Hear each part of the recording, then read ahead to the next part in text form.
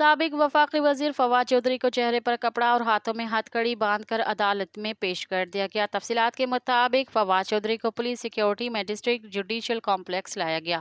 فواد چودھری نے عدالت سے کہا کہ مجھے میرے وکلاء سے ملنے دیا جائے، جس پر ڈیوٹی جج عباس شاہ نے فواد چودھری کو وکلاء سے ملنے کی اجازت دی۔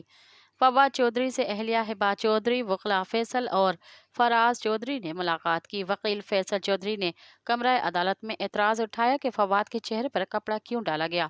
اس موقع پر اسلام آباد پولیس نے ڈسٹرکٹ جوڈیشل کمپلیکس سے سابق وفاقی وزیر فواد چودھری کا 5 روز کا ریمانڈ مانگ لیا۔ مزید خبرن ऐं तफ़सीलात लाइ विज़िट कयो असांजी वेबसाइट www.awamiNewsHD.com ऐं ॾिसंदा रहो अवामी न्यूज़ HD।